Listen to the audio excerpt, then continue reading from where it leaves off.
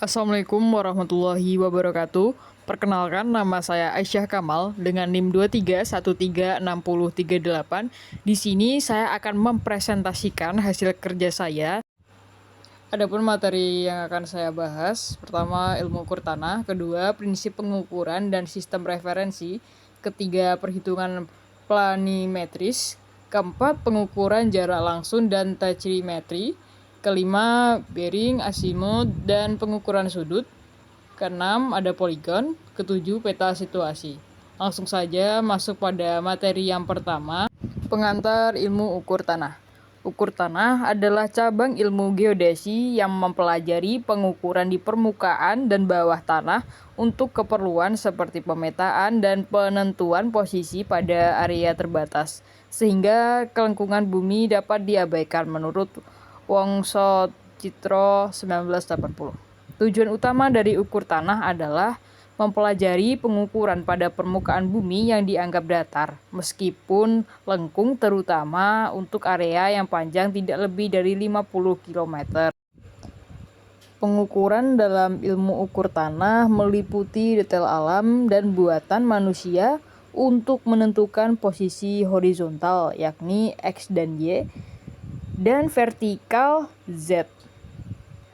Berdasarkan tujuan, pengukuran dibagi menjadi 5. Yang pertama ada engineering surveying, kedua ada military surveying, ketiga ada mining surveying, keempat ada geological surveying, kelima ada archaeological surveying.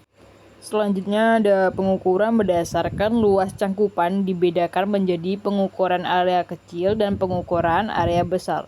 Yang pertama ada pengukuran area kecil atau plan surveying, luasnya di bawah 37 dikali 37 km, permukaan dianggap datar sehingga kelengkungan bumi diabaikan.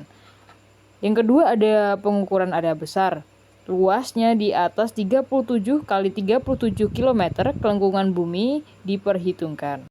Materi yang kedua ada prinsip pengukuran dan sistem referensi. Prinsip pengukuran dan sistem referensi dalam ilmu ukur tanah meliputi A. Prinsip pengukuran merupakan dasar yang harus dikuasai sebelum melakukan pengukuran nilai variabel. Variabel adalah karakteristik atau kuantitas dari suatu fenomena.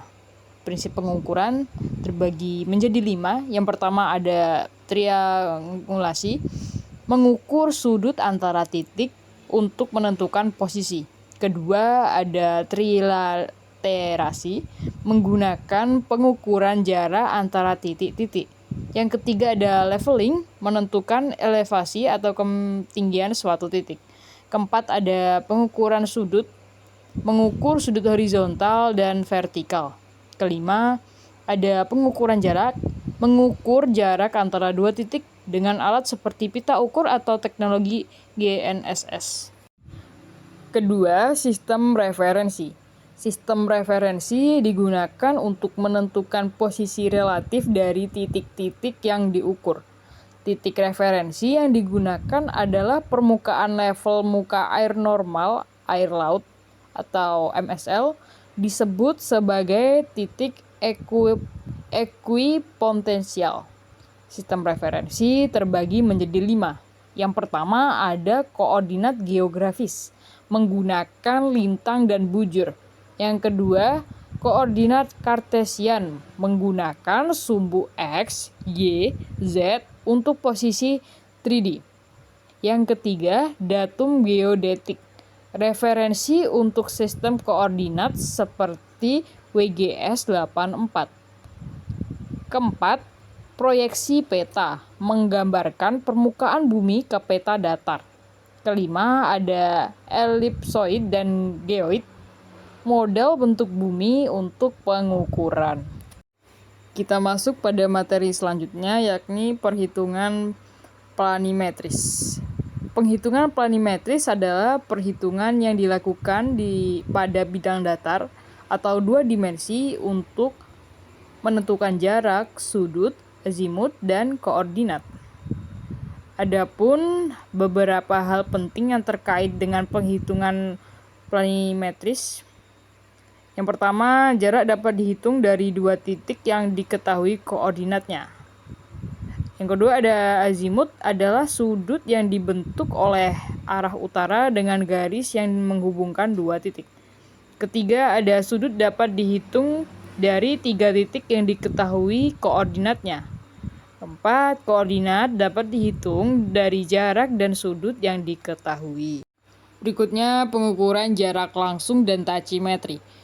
Yang pertama, pengukuran jarak langsung merupakan metode pengukuran jarak langsung antara dua titik menggunakan alat ukur. Alat yang digunakan yang pertama pita ukur untuk jarak manual, jangka sorong untuk jarak pendek dan presisi, total station menggunakan sinar laser untuk jarak akurat.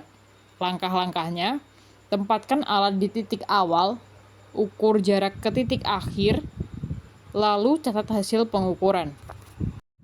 Kedua, tachymetry merupakan metode pengukuran jarak horizontal dan vertikal serta ketinggian menggunakan alat tachymeter. Alat yang digunakan yakni tachymeter, kombinasi teodolit dan alat pengukur jarak. Langkah-langkahnya, pasang tachymeter di titik pengamatan. Kedua, tachymetry merupakan metode pengukuran jarak horizontal dan vertikal serta ketinggian menggunakan alat tachymeter. Alat yang digunakan yakni tachymeter, merupakan kombinasi teodolit dan alat pengukur jarak. Langkah-langkahnya, pasang tachymeter di titik pengamatan, kalibrasi alat, ukur jarak dari sudut ke target, analisis data untuk jarak horizontal, vertikal, dan ketinggian. Materi berikutnya bearing, azimut, dan pengukuran sudut.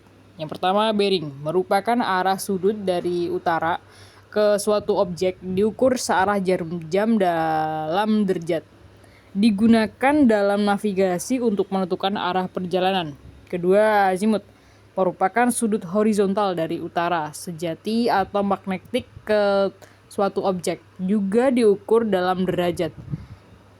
Sering digunakan dalam astronomi dan geodesi. Ketiga, pengukuran sudut merupakan proses menentukan sudut antara dua garis atau objek penting dalam berbagai bidang seperti teknik dan navigasi. Selanjutnya ada poligon. Poligon berasal dari kata poli yang berarti banyak dan gono yang berarti sudut. Poligon adalah serangkaian garis lurus yang menghubungkan titik-titik yang terletak di permukaan bumi. Berdasarkan kepada titik tetap atau koordinat yang diketahui dan bentuk geometriknya. Secara umum, poligon dibedakan menjadi 3 macam, yakni poligon sempurna. Merupakan poligon yang deretan titik-titiknya terikat pada titik-titik tetap pada awal dan akhir poligon, serta diketahui azimut awal dan azimut akhir. Kedua, ada poligon lepas. Poligon yang deretan titik-titiknya hanya terikat pada suatu titik tetap. Dalam hal ini, hasil ukuran dan kesalahannya tidak dapat dikontrol.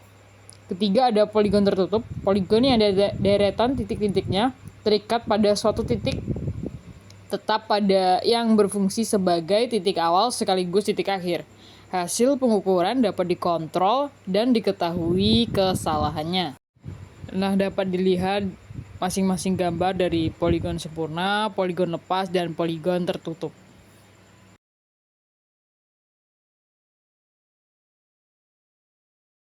Pada materi poligon, kita dapat mengetahui juga pengukuran poligon. Dapat dilakukan dengan beberapa cara. Yang pertama, pengukuran jarak mendatar. Pengukuran jarak mendatar pada poligon dapat ditentukan dengan mekanis dengan menggunakan pita ukur dan optis seperti pada pengukuran sifat datar. Kedua, hempitkan skala pita ukur lainnya di atas pusat tanda titik B. Maka bacaan skala inilah yang merupakan jarak antara titik A dan titik B. Pengukuran jarak pada tanah miring. Yang keempat, pengukuran sudut mendatar. Sudut adalah selisih antara dua arah yang berlainan. Yang dimaksud dengan arah atau jurusan adalah besarnya bacaan lingkaran horizontal. Alat ukur sudut pada waktu teropong diarahkan ke jurusan tertentu. Terakhir, peta situasi. Peta situasi adalah jenis peta topografi yang menyajikan gambar permukaan bumi dalam bentuk titik, garis, dan luasan yang memperlihatkan unsur-unsur asli atau alam dan unsur buatan manusia. Kegunaan peta situasi antara lain menggambarkan keadaan dari suatu wilayah atau daerah.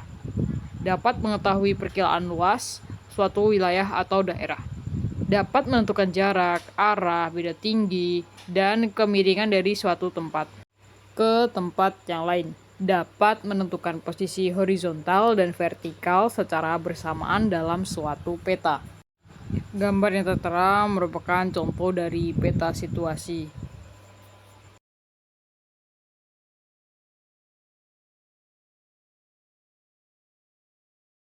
Sekian dari saya dan terima kasih. Mohon maaf apabila ada salah. Saya akhiri. Wassalamualaikum warahmatullahi wabarakatuh.